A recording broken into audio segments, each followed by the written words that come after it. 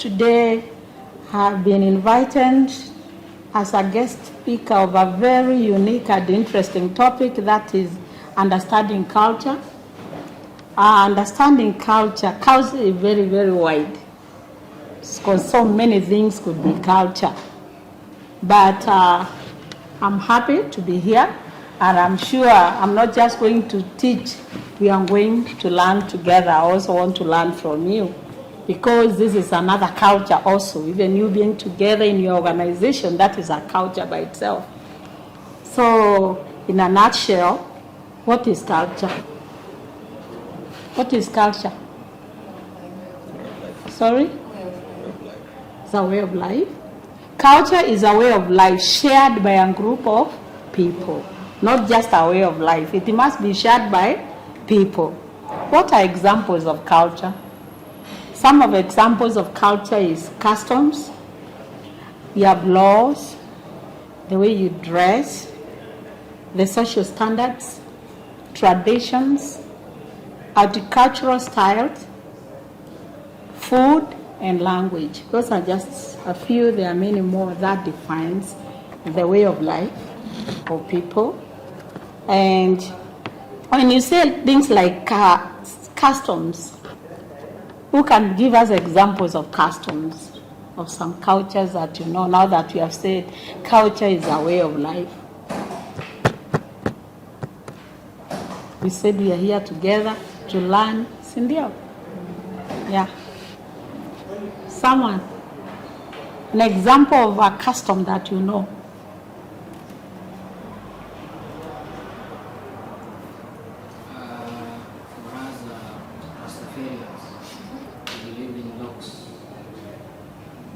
That's a custom.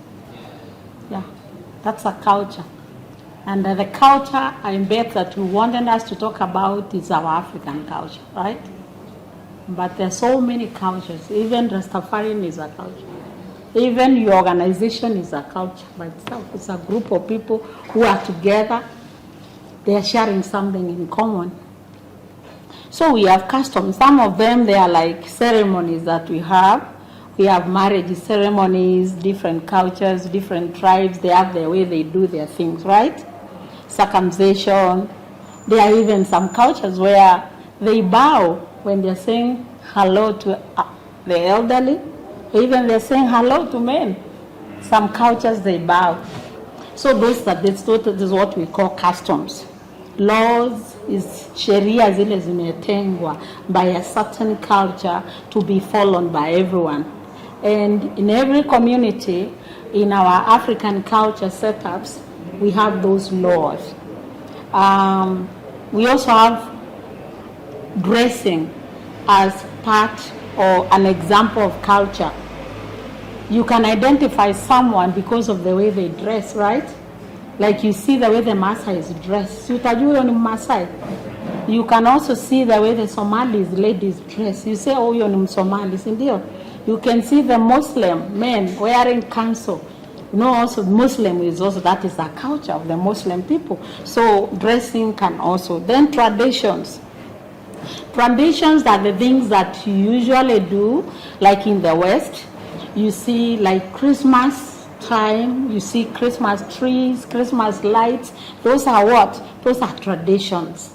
Like maybe in the US about Thanksgiving Day, it's like turkey is a big thing.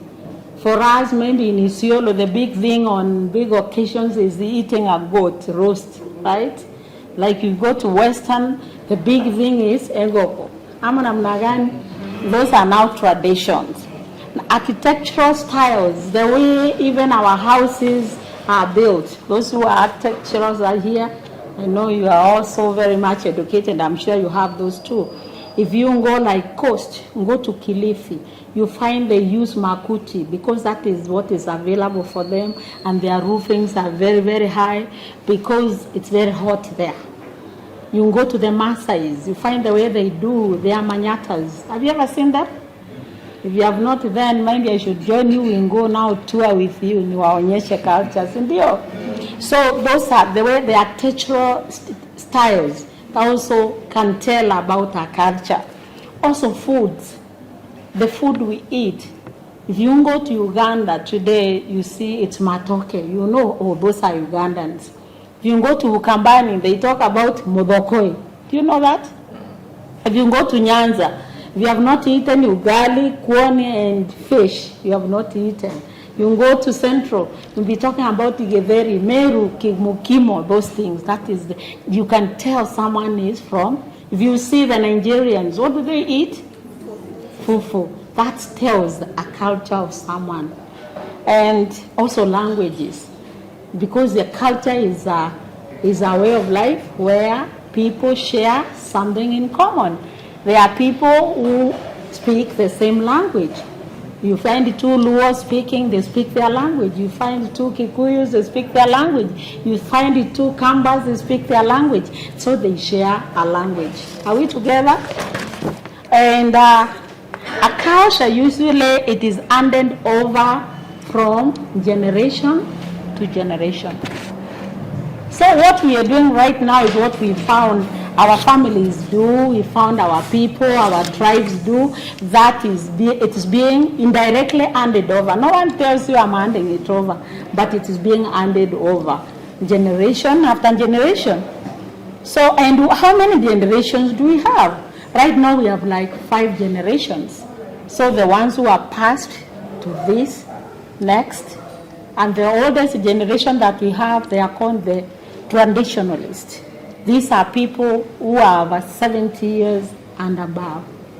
They like doing things, they are so traditional. Even if they're in the offices, they are so committed to what they do, but they might have very little knowledge of technology. Then the next group, it's the baby boomers. The baby boomers, they are those individuals who are born 1947 to 1965. Those are generations now tunapanga. The baby boomers, 1947 to 1965. And that's where I fall now myself. We are not so traditional, but at least we have a glimpse of technology kidogo. I remember mine, I was asking me if they want to do the screening. I told, let me just do the old school way. But still I'll pass the message, right? So those are the babies. So there is a traditionalist, 70 and above. The next generation is baby boomers. It is 1947 to 1966. And we have the Generation X.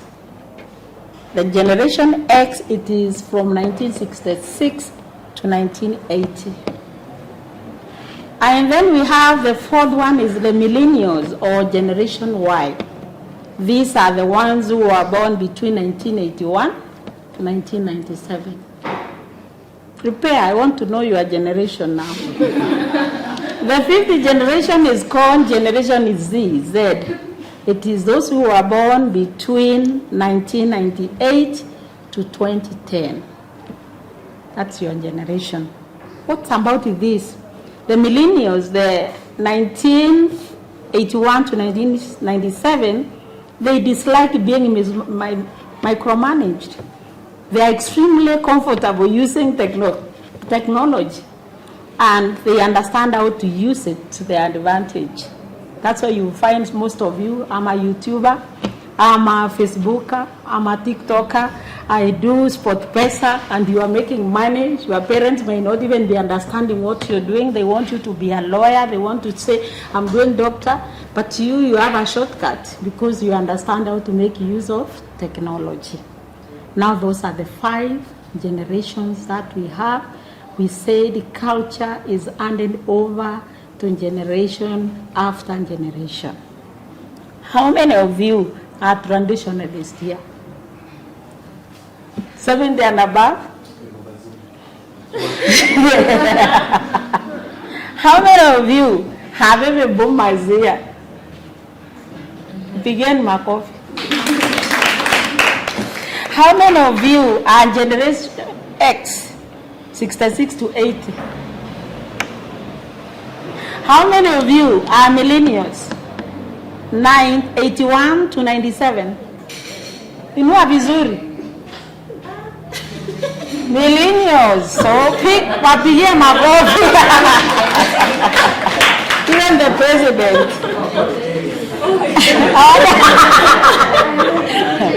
Okay, how many of you are Generation Z? Generation Z. Where are you? Who is the Generation Z? Generation Z, it is 98 to 210. Inua mzuri. It is okay. Because your generation will end there, then after that, even you can hand over culture to somebody else, right? I pigieni Generation Z.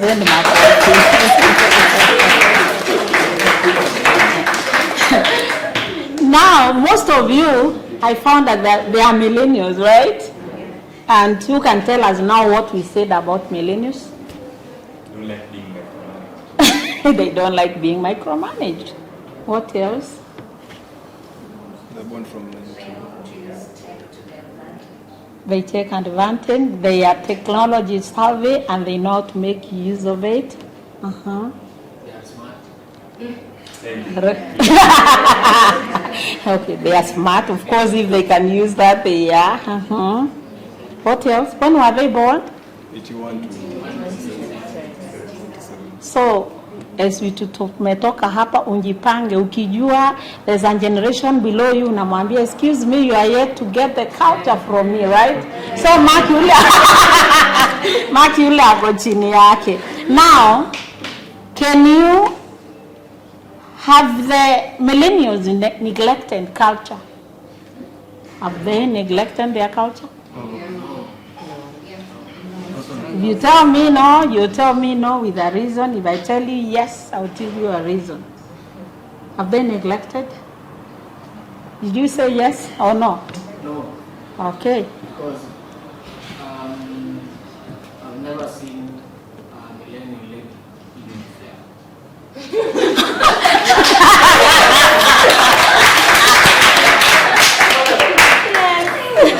Gen Z. Okay. Gen Z. So the generation Z, they eat. Okay.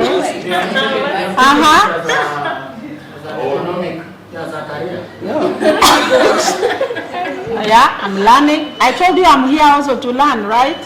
So it is they have not, because you have never seen their ladies. The millennial ladies eating fair, according to to the way you understand it. Okay, well, research and experience, yes? I would say yes, they have neglected their culture because by the time the previous generation was getting to the age, they were settled down in marriages and had about the third child. But right now you'll find millennials, older millennials are not even thinking about marriage or settling down. Things have been tough. Yes? For me, it's a yes. I think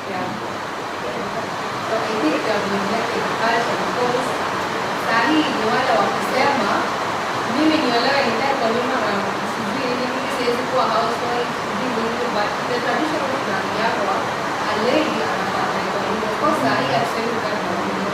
Like for example, for me, I'm married, I have a kid, but I also work. Lakini hutaki kukaa kwa nyumba. I work, lakini ninajua as a woman nimefunzwa I'm supposed to be at home. Sahi my husband will go and keep me at home, but sitamwambia yes, nipike ninakula. I believe that atanisaidia yes na kufanya sana, but I believe that kwa nyumbani I cook for my husband, nifanye tunafanya. I believe ikitoka nyumbani na hustle lakini. So is it yes or no? Wameacha, wanataka kuwa wao ndio wako kazi, eti bora ndio wakae nyumbani. Sasa kama ni hivyo, wewe your husband ako home size, ndio? But that is not what our tradition used to do. You are supposed to be home, cook, and he finds you there. We are talking about that generation. Okay. Well, what's your name? Davis. Debbie, yes. I think we've not, for me it's both yes and no, but I think we've not neglected our culture. We've been well educated and realize there's some aspects of our culture that don't make sense at all. Well, if we follow them to the latter, they won't have a good impact on us. So I think as millennials, we've been well educated, we've interacted with people, something like, let's say, tribalism. I think probably it was, I'm not sure, but probably for millennials, like going to the university, interacting with people from other cultures, it makes you realize, oh, what is the same like me? The things that I've been hearing from my parents or such, it's actually not true. So the knowledge that we've amassed over time has made us realize that some aspects of our culture which are not. What did we say culture is? So before you went to campus, you under culture, you under community that you shared something with. And that community, maybe the way it was close, they never talked about when you go there, mix with others. When you go there, those are some of now of the changes. So have you gone out of your culture or you are still there? Ukienda campus, umeenda umechange. If I was to follow what my culture brought me up thinking, if I wouldn't be living the life I'm living now, so I'd say I've changed. Yes. In the culture. No, actually, I actually support him. You actually said everything I wanted to say because I feel like, especially like this generation, why the millennials, we are in the middle of the people before us. You know, we are more liberal. We're thinking outside the normal, like just how we are more educated than, let's say, the generation of our parents. you are not micromanaged anyway, right? Yes, you see, now we know we're in the phase of being adults, so we are unlearning so many things and learning new things. But at the same time, what you said about most of our parents are now married, you know. But as I said, times are different. Now people are more guarded, even with this whole getting into a commitment, getting married. I feel like it's tougher. The situation, in a way, not fully. People have different, because there are people, of course, who are our age who are married right now. You know, it's not everyone who's the same. But I feel like we are experiencing both sides. I don't know how to explain, but it's about, I think, education. We are more open to the education, and we are learning more things. Yes. Somebody else, yes. I just wanted to remind of us something that's really happening every day, like inadequate resources, attacked by neighboring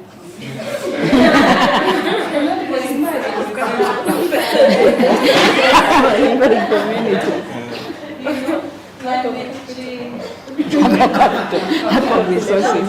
Okay, not a long time ago, like before the millennium, people could just stay at home, farm, eat. Now you stay at home, it doesn't rain, it rains or weird seasons. Like it's never predictable.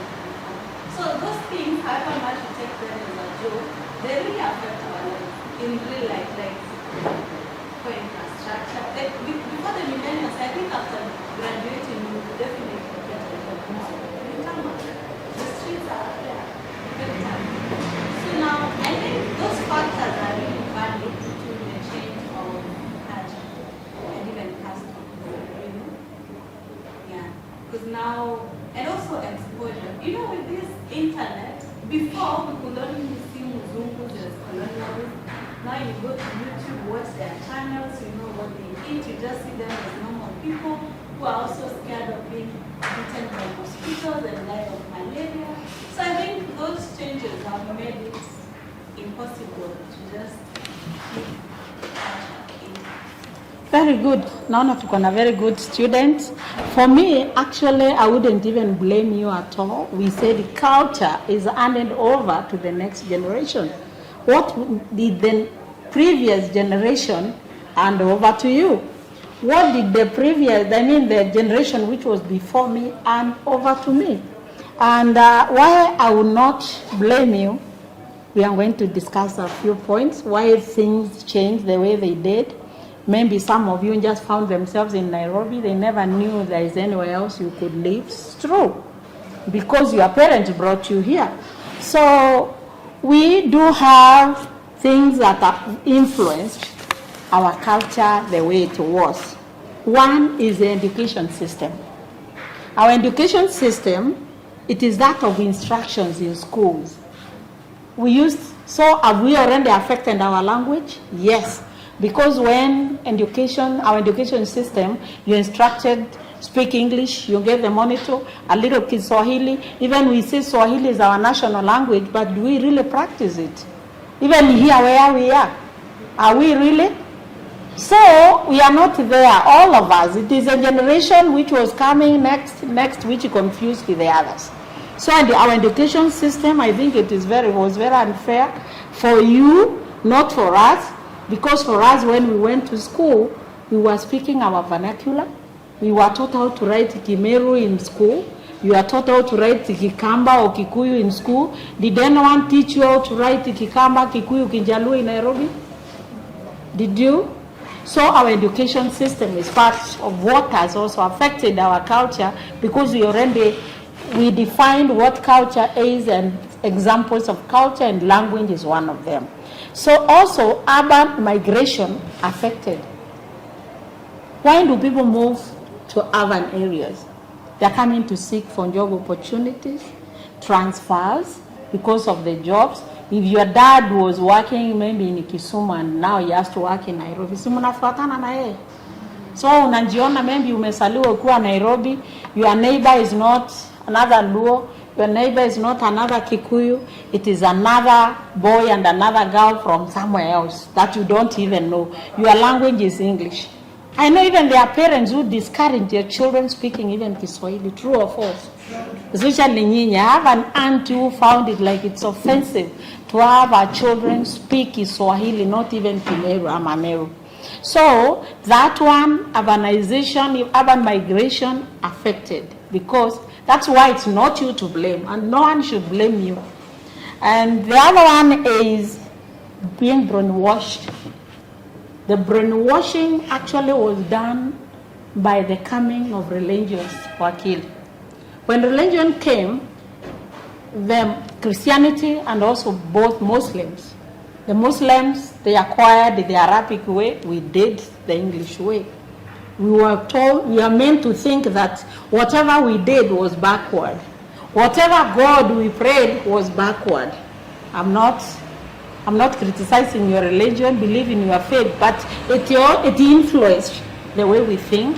We always think, even Satan, unaoneshanga kuwa mweusi, true or false? So the Western culture, yes, umeiona Satan ambaye ni white? Hakuna. Ukiweka rasta kama hiyo kijana hapo, huyo ni mtu mbaya huyo. Yeah. Yes, then angels ni wazungu. What's wrong with the rastas? Rasta actually used to be there from the beginning. Unaona wazee, unasikia wazee wa kiama. Yes, they mau themselves. Yes. So that is why cultures, you cannot blame someone and say you are better than us, you are better than me, or he, whatever. So that one, so that brainwashing also affected our culture the way it was. The other one is diversity. What you were saying, you come to campus, you meet other people from, I don't even know, you all look very beautiful young men and women. I don't know what tribe you are you by looking at you. But when you're together, you're reasoning together, you are coming as an organization, you do things together. He was talking about helping somebody else who had a problem. You don't think the way we used to think. Because as now, maybe our mothers, not actually even me, in the village, they never saw anyone else. Behold, the neighbor. They married the next door neighbor. Yes, and they know jirani yake ndiye alioa. That is the one they know.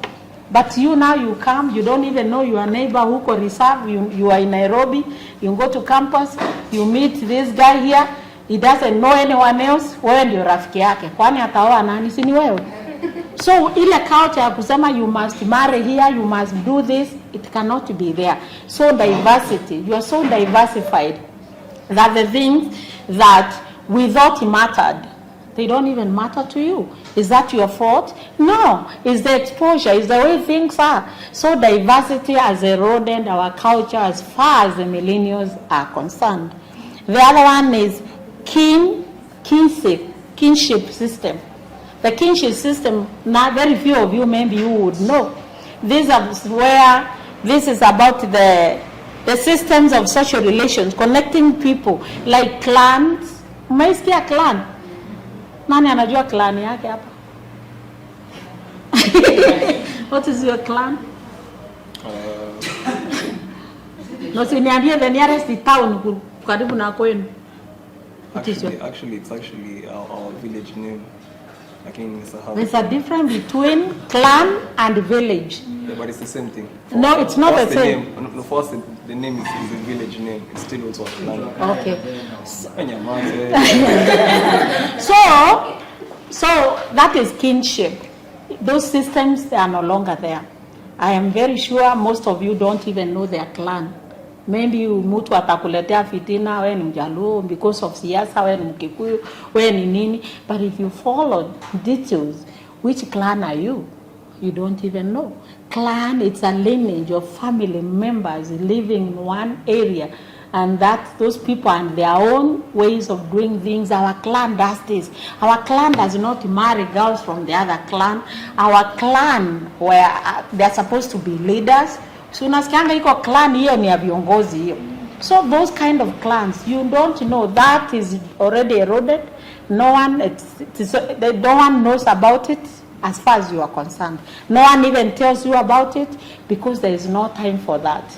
So that kinship systems also, they are eroded, and so the culture there is out because that is where you used to learn.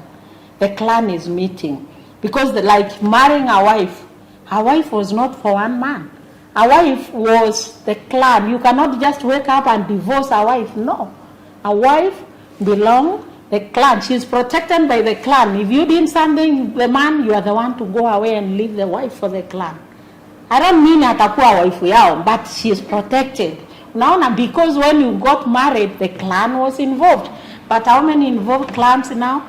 Even it was not the responsibility of the man even to pay dowry. It is the responsibility of the clan to make sure that every man is married. So they pay dowry for them. How about today? It is business. Hello, tuko na fundraiser ya kufanya harusi. So anyone can fundraise, even if someone will not protect you thereafter, even if you won't go tell them thereafter. So that kinship is out. So the clans, in some point, as much as you think that you're very right and your ways of doing things are the best, there are things which would have protected you if they were done the way our cultures were. The other one is disintegration of the rites of passage. Mwaisikia hiyo? Rites of passage, that was in every culture. Doesn't matter. Rites of passage, there are 4. Right number 1 of passage is birth. Kusaliwa. Kila community watoto walikuwa very important. Number 2 is what? Initiation. Nasikia initiation. Initiation, it is changing you to a manhood or womanhood. Na sio lazima mambo ya kutairiwa. Kila culture ilikuwa na yake. There is a way they were doing it in their own way. Hata kama ni meno utangolewa, hata kama ni nini. But are those things there today? No. Unachukua mtoto wako unakibia naye unamweka kwa kanisa, you believe, anaenda anaambiwa hiyo culture yenu yote ni mbaya, ukiweka rasta wewe ni mkora, ukifanya hii yenyewe mzungu kama hii yangu anaenda kusukwa, hii inaitanga Masai what? Inaitanga Masai what? Twist, Masai braids. So hivyo ni ya nani? Ni yetu. But you were meant to think that that is a wrong thing. But now we are coming back to it. Those are some of the beautiful things we stopped because of being brainwashed. The other rite of passage is marriage. Marriage was almost a lazima thing. They knew. That is even why women never inherited, but I'm not advocating that because I have my girls and they have to inherit mine if they treat me right. So it is all children, but marriage, they knew there's no one who will be a single mother, no one who will remain a single man. So every girl was supposed to be married, akuwe na kwake, ale watoto, the family unit was there. Is that true or false? That is what used to happen. And the family unit was there, and in a very big way. You go to your home, wherever you went, you become part of that family, and then whoever is married, when your brother becomes part of your family. Today, do those things happen? No, that is not there. And then all of us, I don't know, maybe the millennials, even no children now. I am choosing to be single. I am choosing to have no children because my career is number one. Is that not what it is? I'm independent. I am not supposed to be micromanaged. Forget about that. So look forward. Where is the next generation going to come from? No, already mumesema you want to be single by choice. You want to, yes, or you want one child, or you don't want a child. What is? Yes, the other one, rite of passage, is death. Are we together? Yes. That is why every culture respects their death in different ways. There are those who bury immediately. There are those who throw them away. There are those who burn them, different cultures, because also it was a passage. So the 4 rites of passage, we barely practice. Sasa ukijump moja, wewe ulizaliwa, wewe utaki kuzaa mwingine, wewe ulikuwa initiated, ama you have never even been initiated. So you don't want to get married. Sasa ni yako itakuwa kuzaliwa na death. Hiyo ingine yote umeachana nayo. Have we not deserted our culture? Yes. Have we deserted or not? Yeah. We have. So the other point that has deviated us from the culture is technology.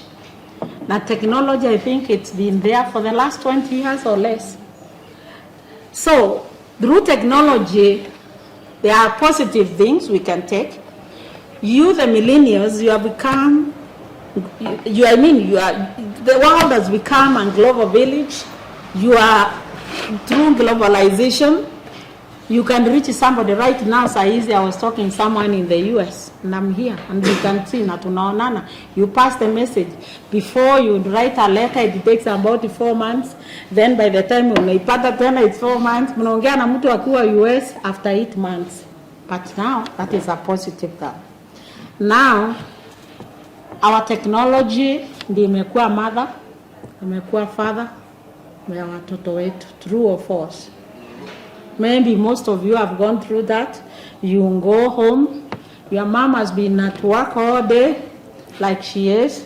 You have a kid, right? The minute you go home, you're on your phone, you are checking. Don't say that, it's a majority. Uko kwa baba na ako yake, ama ako na remote control, ako kwa TV, mtoto akilia unamwambia mpatie tablet. Daddy cheza cartoon, mwekee cartoon. Ana hata sasa mtoto amekuwa ni wa cartoon na amekuwa mchana yote ako na maid.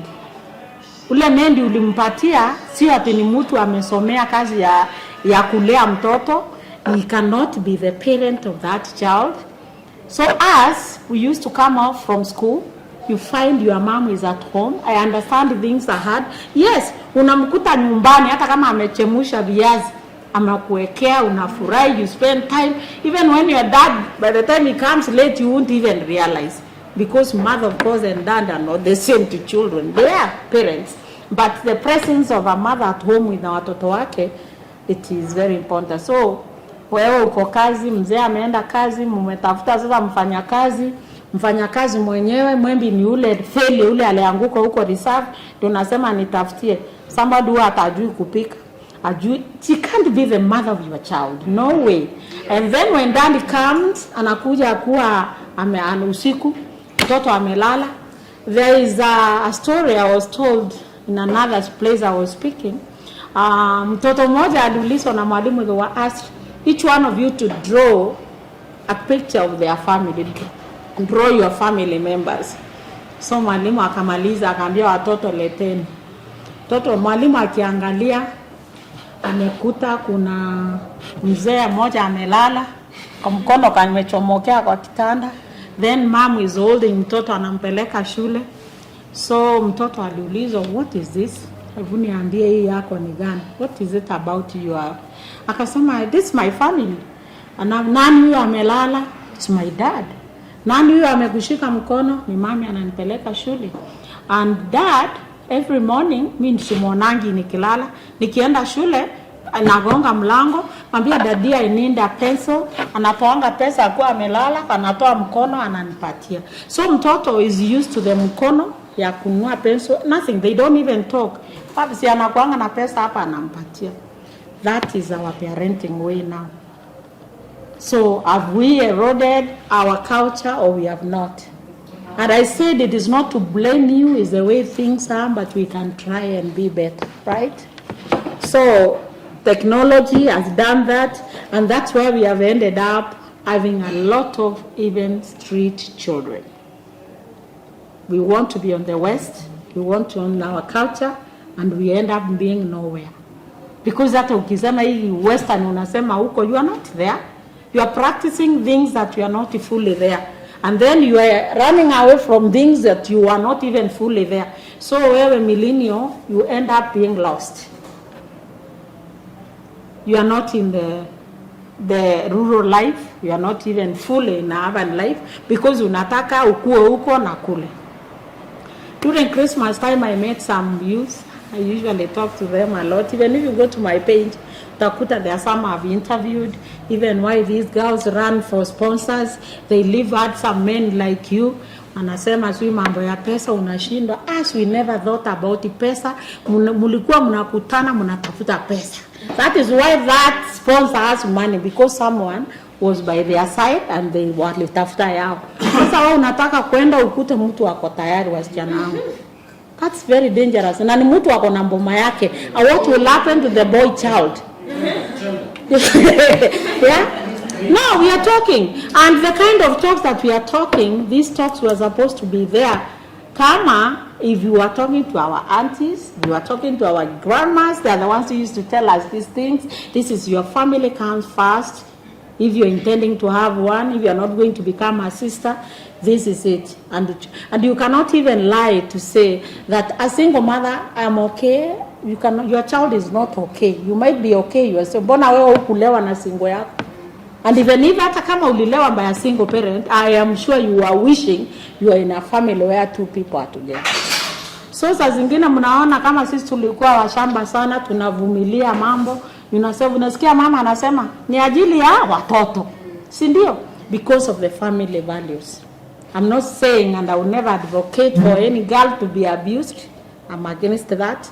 But I'm an advocate of good families where the boy child is also there, and I also advocate for them, because these behaviors of wazee or sponsor, itatoa wazee. Muende kwa page mtakuta the latest show is about that. I want nataka kusikia maoni ya. Kama natetea wazee, then wazee won't be stressed if their children are not okay. If their children are okay, they will be able to take care of their parents, right? So technology imetumesi hapo. The other one is the modern parenting. The modern parenting is the one we just said. It is a maid, it is a tablet, it's the TV, it is, these are the things that unaacha hata mtoto kwa bed unampatia tablet na aoni mtoto wa 1 year. By the time ya ajui ile hata ile kubeba mtoto kwa mgongo. You see the way we used to carry the kids. That is bringing the child closer to you. You are boarding. But now kumpush. Naona vile mnapush. Sini kama tu na haja na yeye. That's what it is. You want to be Western, you are not Western. The boarding, when you carry your child on your back or on your lap, you are boarding. Even you young men, even when you hold your daughter or your son, especially girls, they are very happy when they are close to their dads. And those are the girls who become very strong women. If you are close to your dad, you turn out to be a very strong woman. But the girls who miss the love of their father, they can just go to any sugar father, anaitwa sugar father sponsor. But if your father keeps on reassuring you that my daughter, you'll always be remembering. If your mother keeps on reassuring their sons, because the first woman they saw in their lives is their mother, so they want something like that. So I think our culture, it has dropped a lot because of those factors. And so tumesema characteristics of the millennials, they are technology savvy, they are civic oriented, they know politics, they know everything, they don't want to be told. Okay? Hakuna kwa uliambiwa na mwalimu. So unaona mwalimu yako ni mwalimu wa shule. No, kuna mahali mzazi amekuja ama clan ama, so culture is out. So have we deviated? Because the role of culture was done communally. And it can still be done, even if that culture is not in your village where you come from, even like the way you are forming a culture that you can help others. And the way that you are calling people who are senior, who are older than you to talk to you, I think this is phenomenal. Hello? Hello. Mjipigia makofi.